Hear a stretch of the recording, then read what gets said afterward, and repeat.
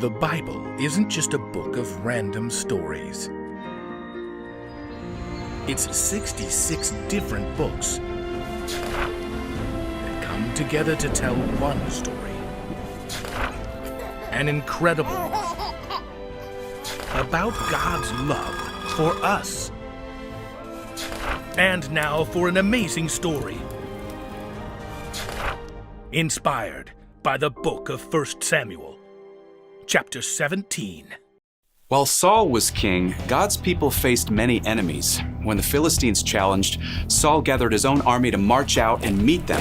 The two armies camped on opposite hills across the valley of Elah, and each morning and evening, the Philistines sent out a big hulking man named Goliath to challenge the Israelites. Hey, you pigs! I dare you to send a man to fight me! The Israelites shook in fear at the sight of Goliath's heavy spear. If your man fights me and wins, we'll be your slaves. But if I crush him like a cockroach, you'll be our slaves. It was too much for the Israelites. All of them scattered, including 3 men from Bethlehem, Jesse's eldest sons, Eliab, Abinadab, and Shammah. That monster isn't even human. He's a giant. No soldier could fight him. No army could fight him. Meanwhile, their younger brother David had stayed behind in Bethlehem to watch their father's sheep. What, you want me to sing to you? But after the brothers had been gone for more than a month, Jesse called for David. Take bread and cheese and grain to your brothers in the camp. See how they're doing and come back to tell me. I'm on it, Dad.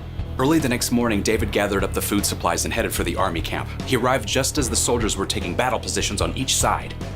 Oh, wow. Just in time for some action. David hurried alongside the Israelite line until he found his brothers.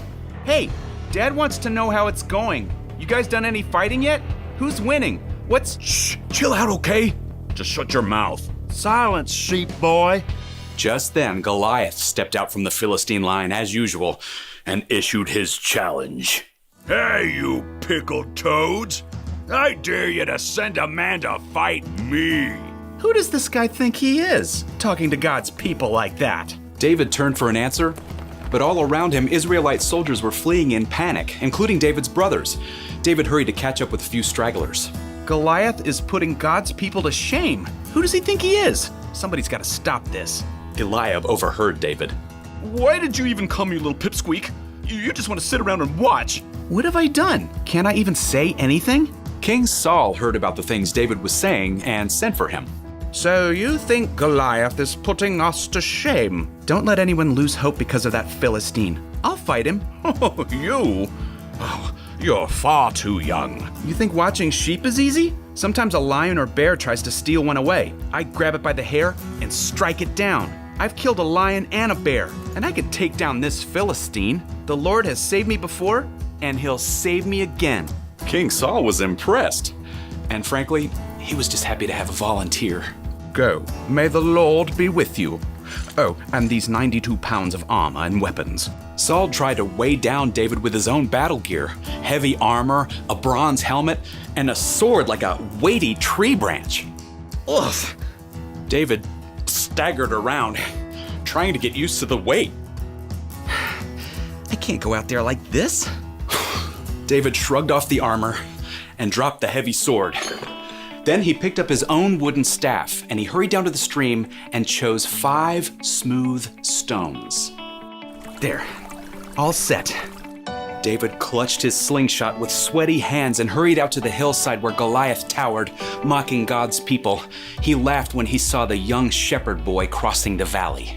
You think I'm only a dog? Sticks and stones won't break my bones. Come, let me feed you to the wild animals. As David grew closer, Goliath loomed taller, blocking out the entire sky. David took a deep breath and shouted out, You're coming to fight me with weapons, but I'm coming against you in the name of the Lord. He will give me the victory. Then the whole world will know there is a God in Israel. The battle belongs to the Lord. You wobbly kneed platypus! Enraged, Goliath thundered down the hill to meet David, who sprinted forward. Reaching into his bag, he took out a stone and slipped it into the slingshot. Here goes. Whipping the sling around, David fired off the stone. It hurled through the air, landing smack dab on Goliath's forehead.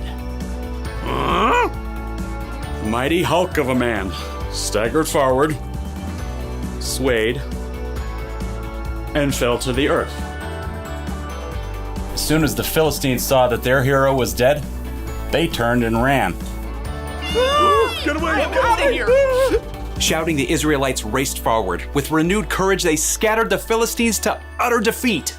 David had helped God's people win the battle not with weapons or a huge army, but with God's power and the unique gifts God had given him.